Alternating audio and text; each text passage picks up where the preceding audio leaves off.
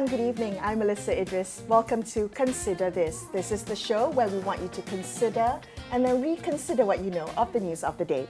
Every Malaysian knows somebody who has been injured or killed on the road.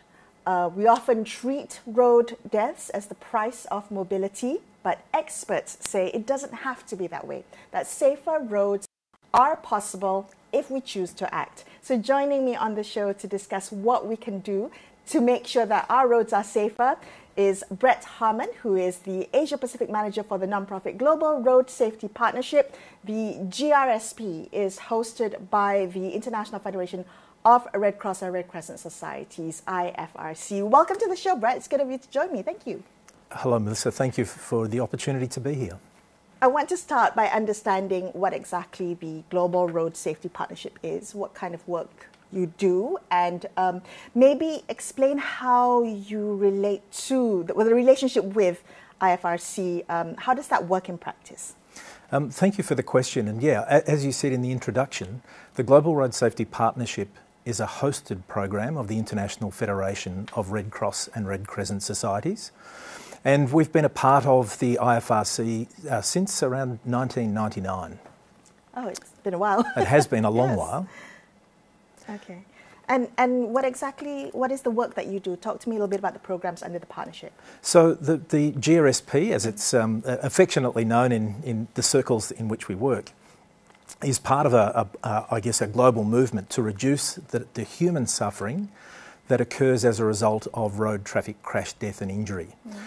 It is a silent epidemic, and it happens at such frequency that it is a man-made humanitarian crisis. And so there is a significant focus globally to reduce the numbers of people being injured and killed as a result of road traffic crash deaths and injuries.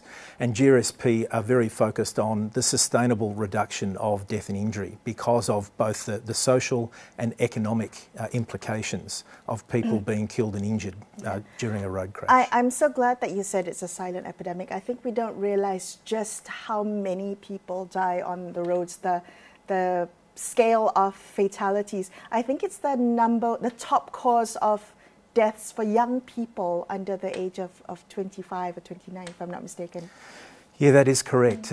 Sadly, the global estimates are 1.19 million people being killed annually. And there's significant underreporting because of in many parts of the world, just the ability to be able to accurately collect the information, investigate it effectively, and then report on it. There are many unique challenges depending upon country and context and culture. So the global estimate is 1.19 million. It is the number one leading cause of death for premature death for 5 to 29-year-olds. And the forecasts are that it's increasing. So what we know is ahead of us should be setting off alarm bells for everybody.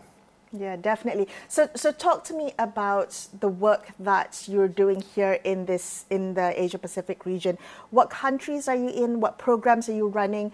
And I'm wondering what the specific challenges are that you're trying to tackle in particular. Sure. So we are working under one rather significant project called the Bloomberg Philanthropies Initiative for Global Road Safety. And that is a 5-year investment. We're coming towards the end of that particular phase of investment.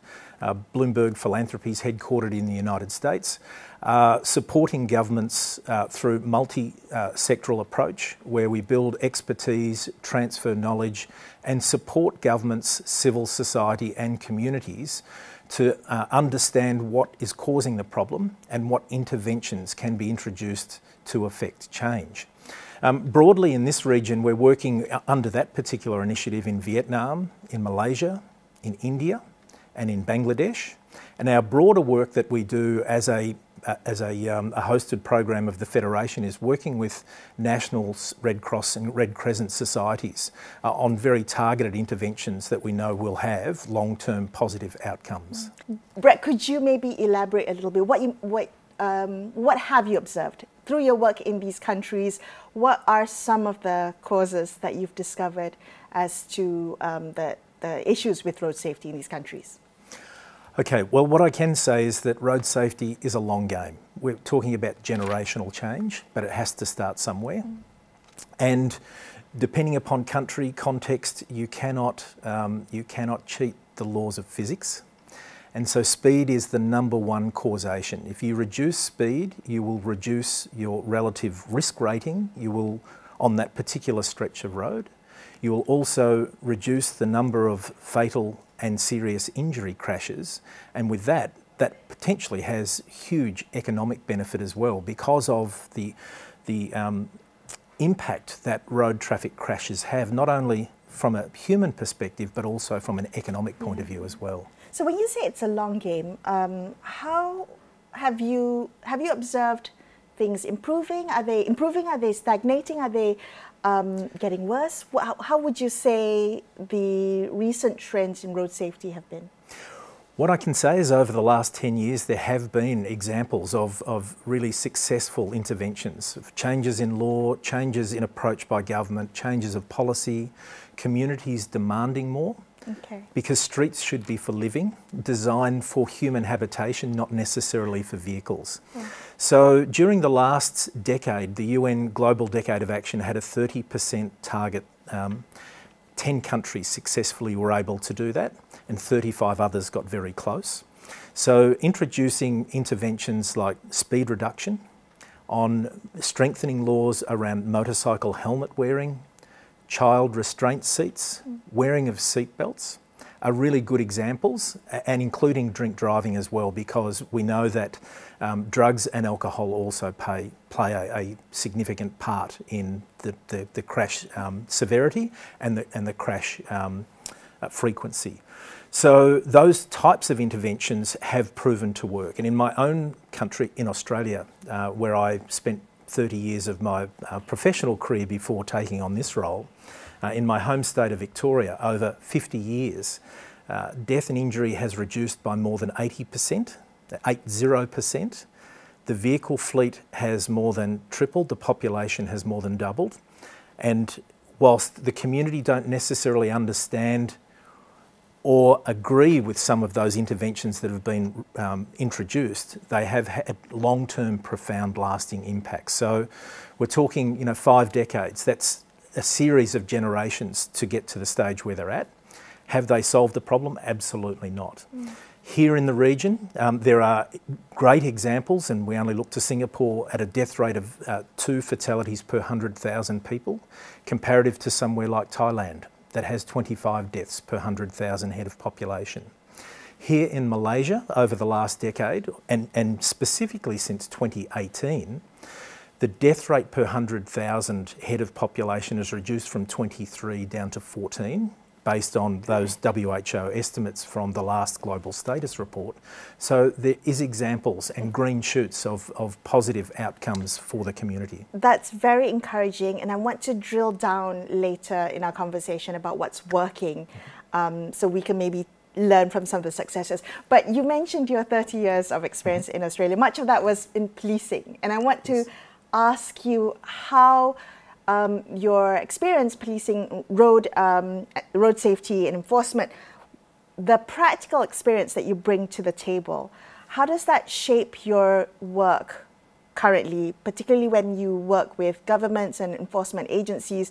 When you think about designing road safety interventions, do you feel that the enforcement side, the road policing side, is given enough attention in policy design? I would say before I started working here with my other colleagues and international collaborators that we're working with across the region, often misunderstood about the importance that traffic enforcement or road policing plays in what we call the safe system. So global best practice is around introducing a framework that considers the economic, social and cultural context, but also thinking about safer roads, safer vehicles and safer people. And central to that is the human tolerance to physical force. So enforcement and road policing plays a critical part in protecting and supporting the community to keep them from harm. So whilst nobody likes to get a speeding ticket or a ticket for not wearing a motorcycle helmet, there's a very good reason, and that is to protect that person from their own dangerous or unsafe practice. So working with the government agencies here, there is strong collaboration, and particularly with the Royal Malaysian Police, we're working to help enhance and support them to focus on what really matters. And there is a lot of this evidence already around, but a lot more needs to be done. So strong leadership is critically important. And as I mentioned earlier, around the length it takes in terms of intergenerational change, Right. building emerging leaders and also having those, because as a leader coming through a policing organisation, it takes a lifetime to get there, and you only have a very short time to be able to affect change. So focusing on leadership is a critically important part of the work under Safe System. Sorry, I just wanted you to elaborate a little bit more. Maybe paint a picture for us who may not know or understand what does effective road policing look like? You're right, nobody likes to get a speeding ticket, and often there is a backlash or a resistance to stronger enforcement. How would you paint a picture of what good, effective road policing looks like, and why, what you're doing to build capacity in that regard? Sure. Well, first of all, the police are one critical partner, but they don't own the problem. Okay. The problem is shared by everybody. That is, at an individual level, the person who is using the road network, whether I be a pedestrian, to abide by crossing the lights with the signal when it turns green, as a driver to ensure that I don't break the speed limit, that I don't be distracted by mobile phone and place somebody else in danger because of my attention distraction, that I don't drink excessive amounts of alcohol and be affected by that. For the police, they are only able to enforce provided the laws are robust and supportive, and they have the necessary authorising environment. So they need community support, they need strong judicial confidence, and they need strong laws. So national policy becomes important. Having a strategic direction is critical to that, and the interventions focusing on the right people at the right time in the right locations. We know that if the enforcement is targeted to areas of risk, there is likely going to be a positive outcome for road safety. Okay. The balance, getting that balance right, because you want to make sure that you have good enforcement, good road policing. At the same time, there is public education, there's behavioural change, there's taking into account driver behaviour, road user behaviour. How do you balance the two or more factors, the variables, when you're designing road safety policies, road safety interventions? So I think first of all, it's getting all of the right people around the table together. So strong coalitions are critically important. Often the mistake I see is siloed operations or siloed activities, and that is government departments, responsible road safety agencies, not always working together successfully in collaboration. So bringing people to the table who is ought important. to be around the table when you're designing safer roads? So civil society is important in terms of advocating for those road users and the community. Having enforcement agencies there, so police, here in Malaysia, the JPJ or the Department of Transport is important to have them represented. Having commuter organisations, having the responsible ministries available. That includes the Department of Health, because the Department of Health bear the burden of those that are injured, and then and we look at post-crash care and response. So ensuring that both public health and police are working together. The sharing of data becomes critically important to have a much more thorough and robust picture of what's causing the crashes, what the injury types are like. If we have better data, if we have understanding of causation, you can create a compelling business case for investment. Give me an example of how good data, better data, leads to better intervention. Sure. So I like to use the analogy of, and sadly, when we look at homicide, globally, homicide. Reported about 400,000 homicides per year.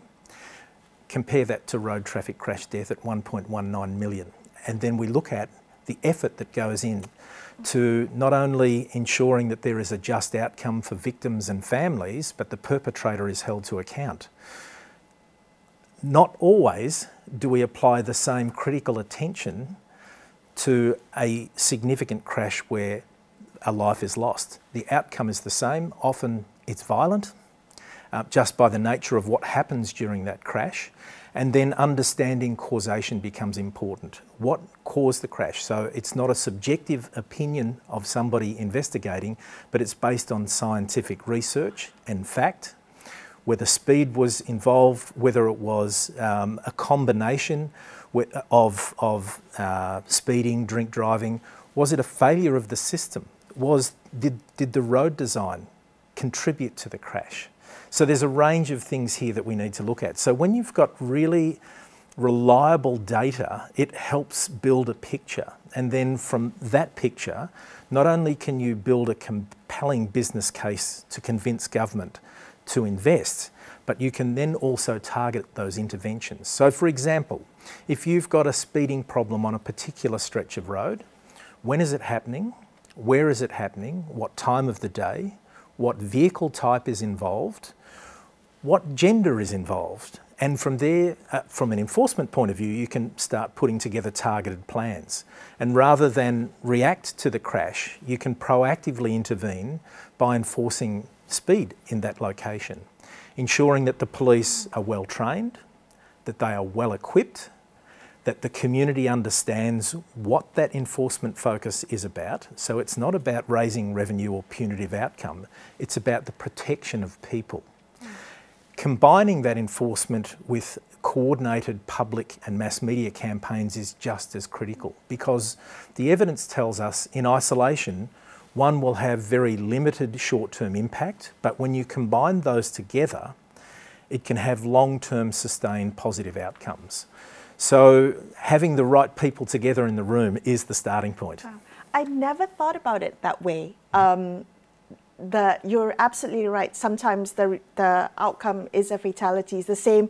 A crash could be the same outcome as a homicide, but we don't think of it with. As I mentioned in my introduction, I think many people just accept road fatalities as the price of mobility, especially in Malaysia sometimes. Why isn't there this kind of thinking or this kind of emphasis on collecting that data, on understanding the dynamics of why a crash has happened? Is there a pivot or a shift towards that direction now?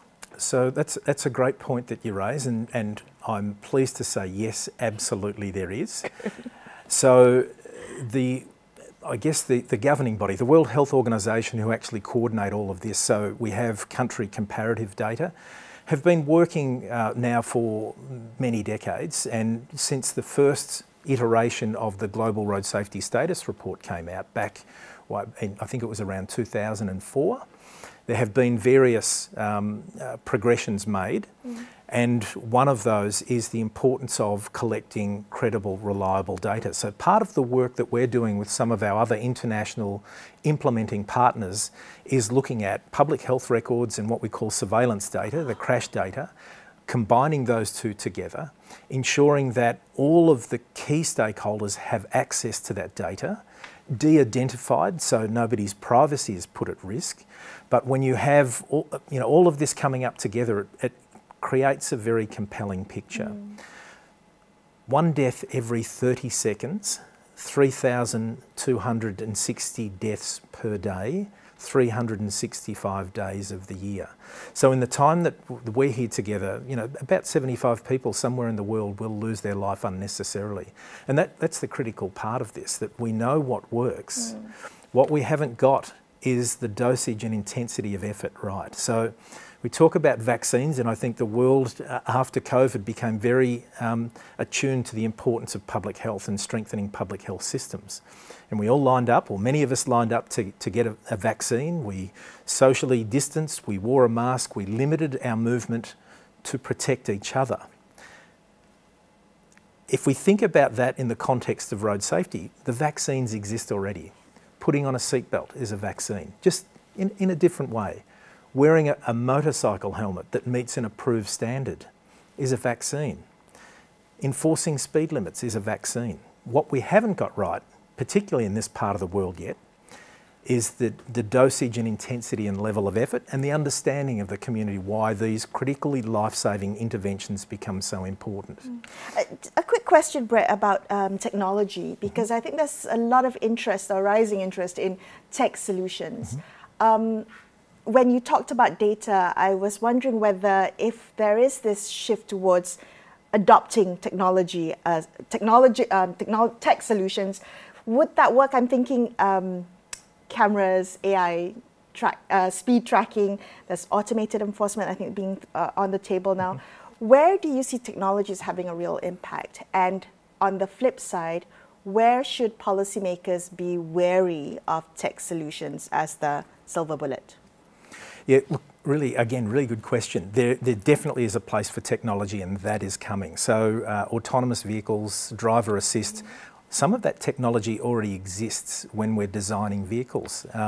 For example, anti-lock braking, lane departure assist, even intelligent speed adaptation, which is where the vehicle is talking to the satellites, it's reading the road furniture, the signage, and can intervene on behalf of the driver to ensure that they don't break the speed limit, that they don't run out of their lane, that if there is another vehicle that gets close to them, it's alerting them to the presence of that other vehicle, so the driver can then take corrective or appropriate action to avoid a collision. So this technology is coming.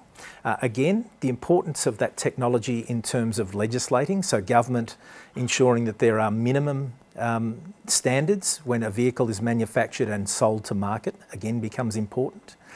And I think over the forward projections over this next decade, an additional 1 billion vehicles will enter the road network. So again, we've got more people, we've got more connectivity, we've got more energy in the network, so we need to control that. So using that type of technology can be very helpful. In terms of ensuring that the algorithms are right that are reading this, again, that becomes critically important. Point-to-point cameras, for example, which is where they're known as average speed cameras or time over distance. So having a length of road network where the cameras are all integrated and they are all communicating with each other. So a person passing from one camera bank through to the next, that technology can determine whether they've exceeded the speed limit over that particular distance. Considered to be fairer because it's an average over time, not just a momentary maybe lapse of attention or a momentary increase in speed. So those types of technologies, they're coming. But again, there are very basic things that can happen already that we know work and have proven to work that could be introduced in this part of the world, in the region. And considering that about 60% of the global burden of death happens here in Asia, there has to be attention here by everybody. Was it 60%? About 60%. 60%. Yep. Okay, so on that note then, in the couple of minutes that we have left, what is it that you would like policymakers in Malaysia specifically to take heed? Or if we were to think about the quick wins. I know it's a long game, as you mentioned, intergenerational change, but are there things, clear action that policymakers can take in Malaysia that might help us reduce this burden of road fatalities? There certainly is, and it is always and will always be reducing speed. So we think about the most vulnerable, we call them vulnerable road users, that are the elderly, children, motorcyclists, cyclists. Reducing speeds in locations where they are the most prevalent road user. So school zones, for example, reducing speed to 30 kilometres per hour around school zones to protect our most vulnerable. And I think most of the community would understand why that's critically important.